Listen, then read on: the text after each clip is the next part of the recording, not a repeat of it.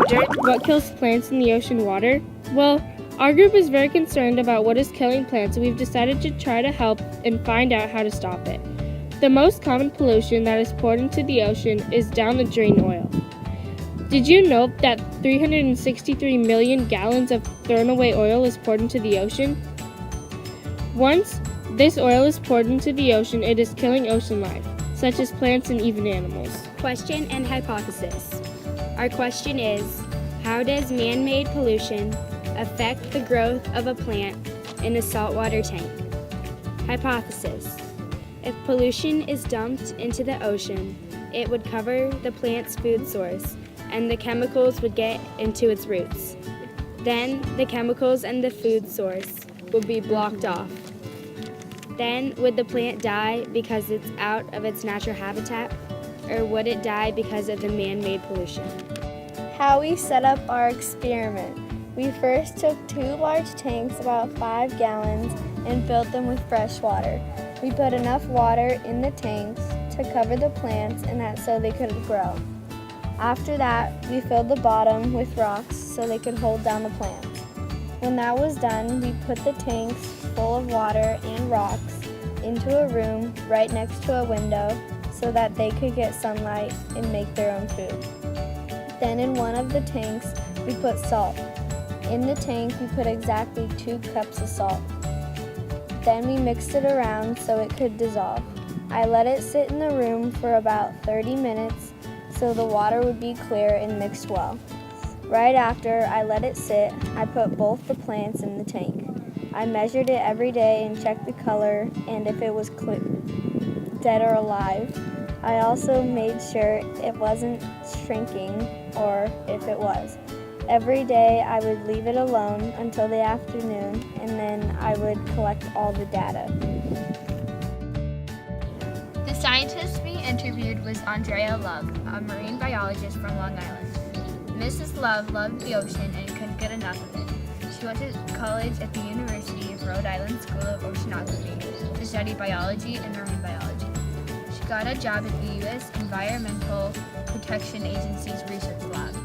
Mrs. Love used her background in marine biology to volunteer at Marine Mammal Stranding Network. Mrs. Love not only studies marine life, but she also tries to inform others on what they can do to save it and keep it to the best it can be.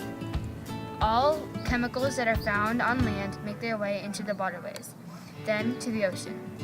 Anything that goes down your drain, sink, toilet, or sewer can end up in the ocean. Little pieces of plastic floating in the ocean can be tied around the fish's necks or tail, and they possibly could swallow it and choke. Mrs. Love could not express enough how important it is not to pollute the waters. Mrs. Love's biggest accomplishment was finishing her thesis and having data show that methanol is not a good choice of an additive to gasoline. Mrs. Love is seen all over campus at SSJ. She also has kids that go to SSJ. She is most definitely happy with her career choice. Don't slack off and love what you do. You'll be perfectly fine.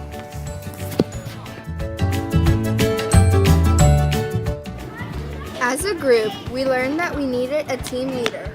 Without a leader, no one would say anything if anyone was slacking or not doing their job. If nobody was saying anything, it would affect the whole group, not just the one person. Leadership takes a lot of courage because you might have to tell one of your friends to step it up. When you are telling one of your friends, you might hurt your friendship, but you'll have to think about the whole team.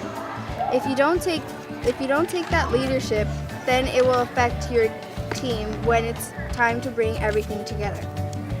What we noticed in our team is we did have someone who did take that leadership role.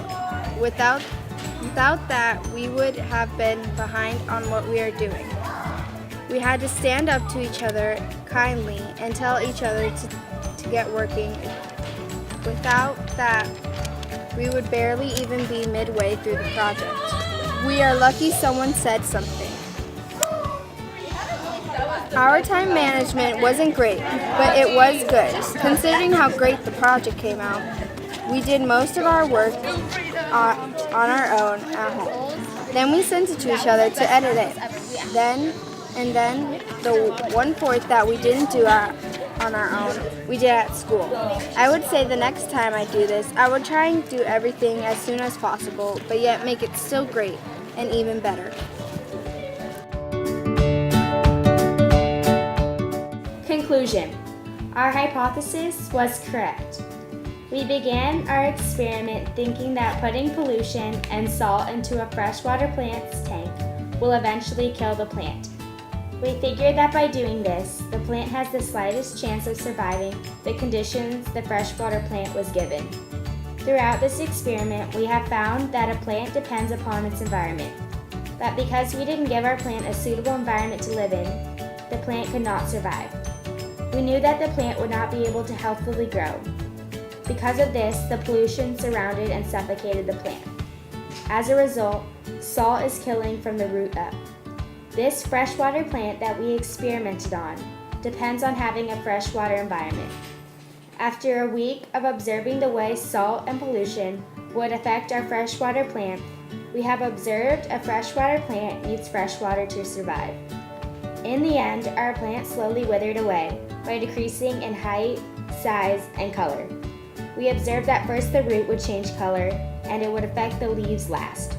Based on our experiment, we see that a plant needs to always be in its suitable environment. If we were to continue to go into more depth of our research, we would go into the topic of how an oil spill can affect our plants.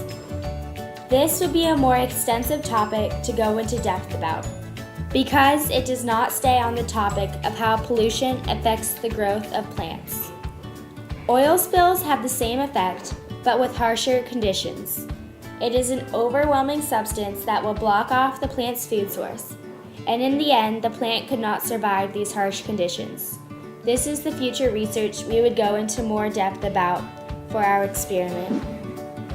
As a team, we definitely had our ups and downs, just like any team would. But I definitely think we worked very well together. We each worked and contributed our own aspects to the group. Towards the end of the project, we all buckled down and got everything we needed done, and shared the work evenly. I know and always believed in our group, and always knew we would work very well as a team.